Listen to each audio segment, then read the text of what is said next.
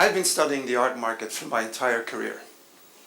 Primarily because I have a love for art, and especially for painting, but also because it intrigues me why certain works of art end up being considered as a masterpiece, and many others are not. Why are some paintings sold or worth millions of dollars, while the vast majority is worth almost nothing or close to nothing? Take those two paintings, for instance. They're roughly the same size. They depict somebody in a swimming pool. Blue is the dominant color. And to me, it evokes an atmosphere of, a summer holiday, but in the south of France or in California. Do you think they actually cost the same? Do you think they're worth the same? Well, both of these paintings have actually been on the market. And the one by David Hockney sold for an astounding $90 million in 2018 at auction. While the other one by, a nice amateur painter in France can be bought online at Saatchi Art for about $700. So there's a huge difference. Actually, it is very difficult to establish the value of a work of art, whether, financially or artistically. It's very hard to do that. And wouldn't you agree with me that it's equally challenging to come up with objective criteria that determine the quality of an artwork? That's actually really hard to do. An object is not a work of art until somebody says so. And traditionally, it's been art experts that have helped us figure this out. Art experts are telling us, this is something you need to look at. In my research on the history of the art market, I have found that it were first the art theorists of the Renaissance, so hundreds of years ago, that came up with criteria that would define excellence. They were talking about composition, design, coloring, and expression. Very soon thereafter, they were joined by artist biographers and critics that would add to this vocabulary of what constitutes good art. They would help describe that. And in modern times, art historians and curators would select those works of art, those artists that they would deem suitable or worthy to be hung in a museum. They would select those works of art that are worth writing about, so devoting a book or a publication. And in doing so, they would actually legitimate what we now call great and important art. And we see the same tendency, and we see the same players in some ways in the art market. It's gallerists, auctioneers, and dealers that would help us make decisions about which paintings to collect and buy, whether for personal pleasure or investment or both. What these middlemen, what these gatekeepers have in common is that we trust them to be knowledgeable about art and that they can guide us in this really amazing world. So we've been relying on them for a very long time, basically to determine what is good art. And in fact, it were art historians that are showing us or are telling us that David Hockney is one of the leading painters coming out of the pop art movement since the 1960s, and that therefore he may merit a nice price. Although we can debate whether 90 million is still appropriate, but that's a lot. Now, so this has been the art market in the art world for many centuries. But moving into the new millennium, things really are changing. Thanks to the internet, we now all have a voice. And we are moving from sort of this top-down approach, expert telling us what is good art, to sort of a bottom-up participation. And I think you all know what we're talking about. We can like or share images on social media. We can really like them, or we can even rate them very much like, after we've been to a restaurant or a hotel and we publish a review on Booking.com or TripAdvisor. The beautiful thing about this is that we now all have a voice. We can contribute to the conversation about what constitutes great art. And that holds, to me, I think, a great democratic promise. We have a say. We have a say in the matter.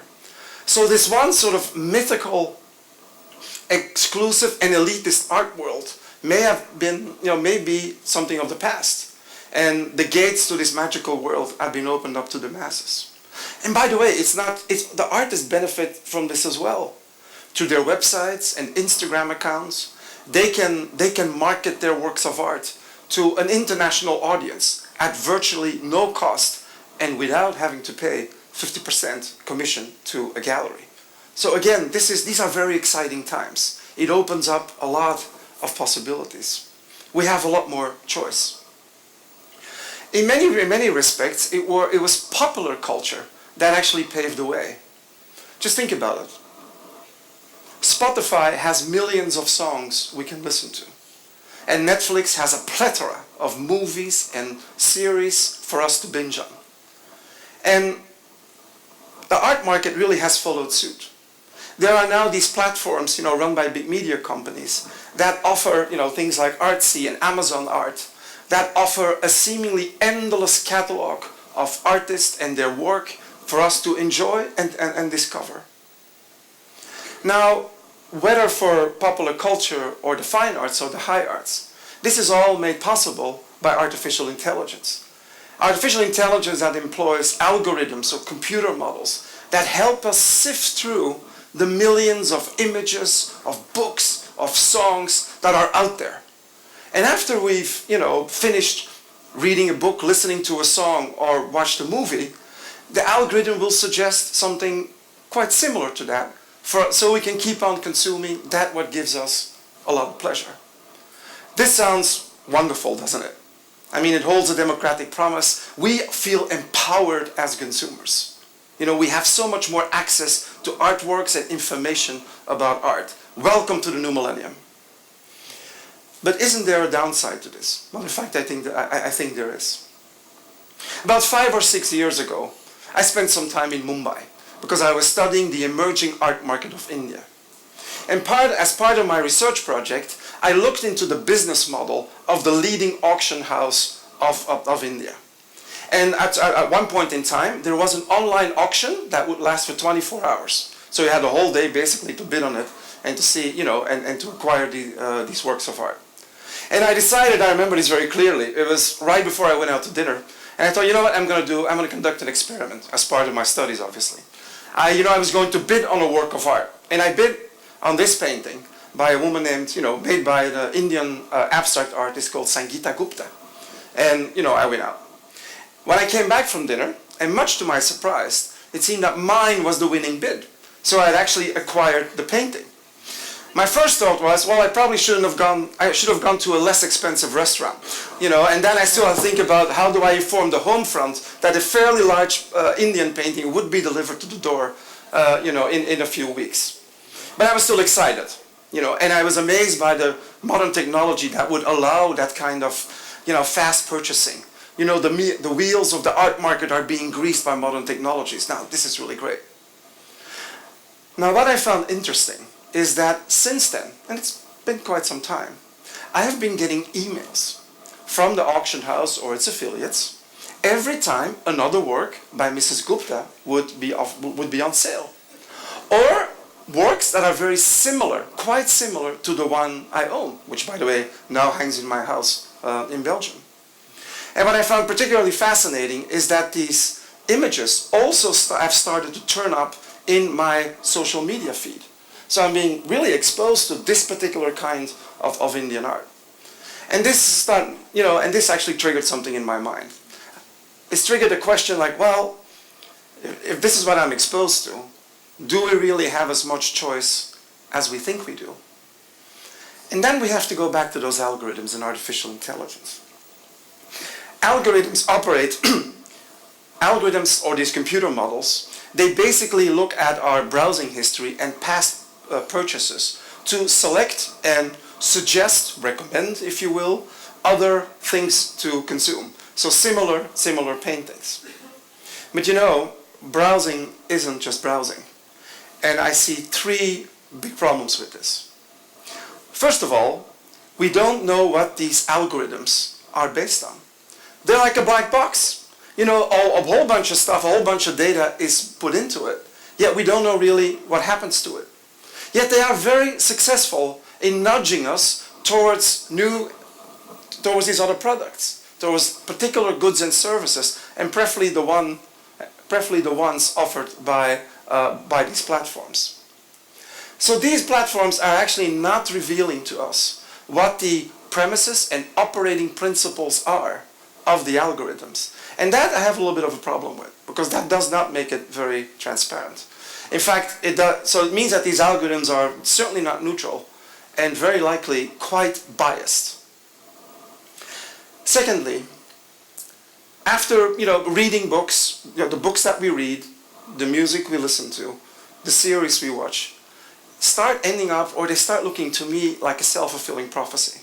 You get fed more of the same. The problem with that is that we are exposed less, or there's less opportunity for us to explore new things. We're not being explored to new things. There's less opportunity for serendipitous discoveries.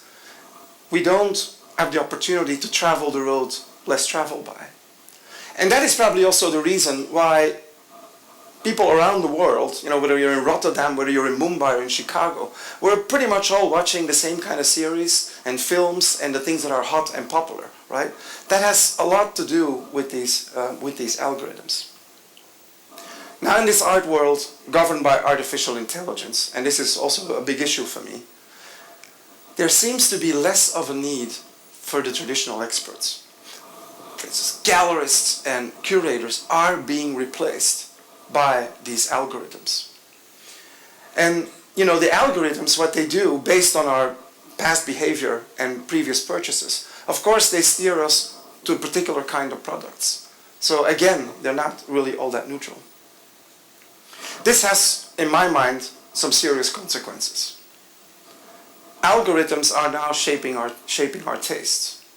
And while these computer models were initially designed and developed by humans, it seems to me that the algorithms are dehumanizing our cultural consumption. And they steer us, of course, and that implies that we also have less choice. Another serious consequence is that this is really limiting our choices. We are not being privy to what is also out there.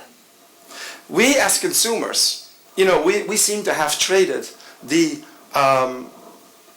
benefits of new technologies. We have traded the convenience that we have as consumers by having less choice, less opportunity to discover new things, and being manipulated by commercial interests. Now, I am not here to demonize artificial intelligence. In fact, I'm a firm believer of modern technologies and how they can improve our lives. And in fact, they can also do a lot of good for our cultural experiences. But I believe we need to find a way forward which sort of reclaims the human dimension. In my research on the art market, I have found that collectors, when they have the intention of spending real money on art, they still seek out the trusted intermediaries. They still seek out the galleries and the auction houses, with the brand names and the ones that they can actually trust. We even see the same in the online art market. A lot of young people are involved with that. But even they feel more comfortable, are more confident, buying from a platform that they know. And preferably a platform that's associated with an important art market institution, such as Christie's and Sotheby's. So they feel they can do this. So much in the art market really is about trust. Now, in today's world, it has become even more difficult to determine what quality art is. And that has a lot to do with the fact that there simply is too much out there. And that's why we actually need more experts, not fewer. And we need to find a way to bring them back into the equation. And that's why I think the media companies that design these algorithms should work in concert with human gatekeepers, with people that we trust. Now, when I say gatekeepers, I am not just talking about all these middlemen I mentioned earlier, but I'm also, and maybe even more so, I'm talking about the artists themselves. The artists, together with the art historians, are the people that can provide us the much needed context. This is something an algorithm cannot do.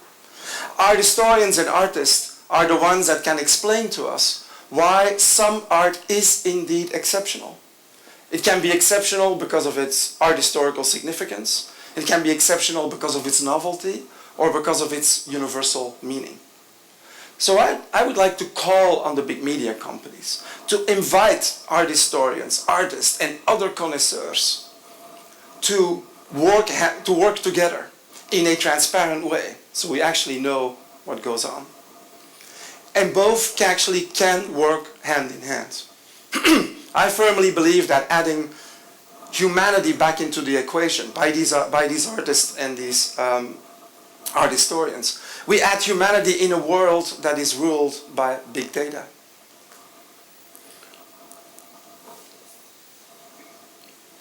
In doing so, we can succeed, I am convinced, at finding new and exciting ways to discover and enjoy art. I want to be surprised by something new. I want to travel the road less traveled by. I don't want to be spoon-fed by more of the same. Art and culture, in all its forms and shapes, is what makes us human.